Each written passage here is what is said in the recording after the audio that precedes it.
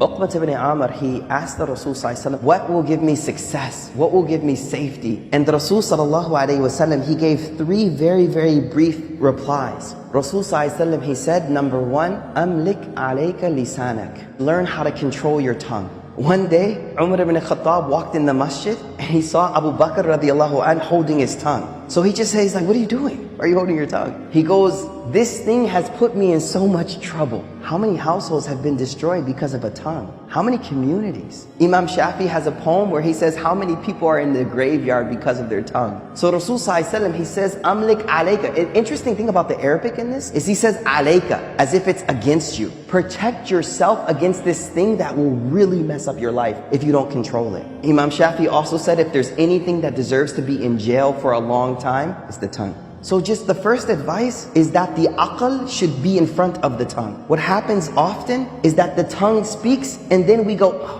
what did I just say? The reason a word is called a lafaz, in Arabic, lafaz just means to like throw something, right? Because it's like an arrow. Once you shoot it, you can't get it back. You say something to your daughter, your wife, your brother, your sister one time, the rest of their life they'll remember. You can apologize for 10 years, but it stays there. And that's why Imam Shafi says, the cut from the sword will heal, but the cut from the tongue will never heal. The way we learn how to speak. You know how when you have an infant, a toddler, and we celebrate speech, we're like, the first word, and then they never shut up after, right? So they say the same way we learned how to speak and we focus so much on how to speak, we also need to learn silence as well. You know, remember when we were small, we used to put kids in timeout? Timeout, don't say anything, just sit there quietly. I think a lot of us adults need some timeout, you know what I mean? So learn how to be quiet more, number one. Number two, Rasul sallallahu alaihi wasallam said, وَلْيَسَعْكَ بَيْتُكَ. Beautiful advice. Make your house enough for you. Meaning, make the house a place that you're comfortable being. Being there, being with your children there, being with your wife there, being with your family. Just make your house comfortable for you, enough for you.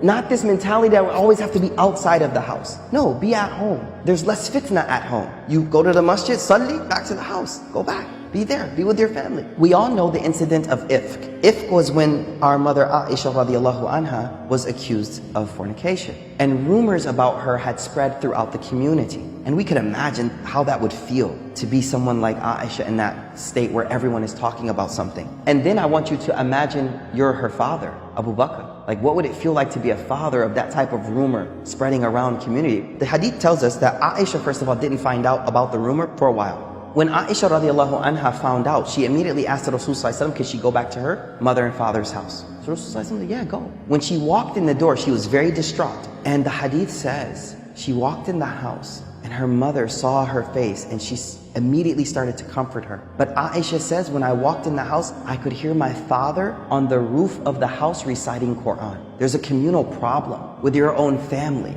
But where is he at? He's on the roof of his house, وَلْيَسَعْكَ بَيْتُكَ, and he's reciting Quran. Now that doesn't mean he didn't do anything to try to fix it, but I think sometimes we need to realize that sometimes the most I can do is focus on my relationship with Allah. And that's what he was doing. He wasn't being not active. He was saying, you know what?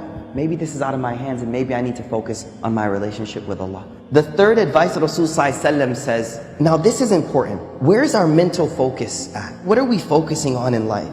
Rasul sallallahu alaihi wasallam, he wants to direct our priorities. The end of this hadith says, وَابْكِ عَلَى خَطِئَتِكَ. Cry over your sins. Now, the only way you'll cry over something is when it's a priority in life and when you focus on it. And so what I feel this hadith does for me is it reminds me that there are a lot of problems in the world right now. Whether they be global, whether they be communal, whatever they may be. But the thing that my heart should be primarily preoccupied with are my sins. How many of you have actually today thought over your sins? I think if we were honest, only a few of us may have actually sat and thought over them, let alone cry. See, we won't cry over them unless we actually take the first step and mentally prioritize them and think about them. One of the major problems we have is we're focusing on other people's uyub and not our own faults. So let your own faults preoccupy you from the faults of other people. Focus on your own ma'asi, your own sins. So 3 things. Number 1, let's control our tongue. Think about what we say. Number 2, be comfortable at home. Number 3, focus on your sins. Go to sleep. Think of what did I do today? And say, Ya Allah,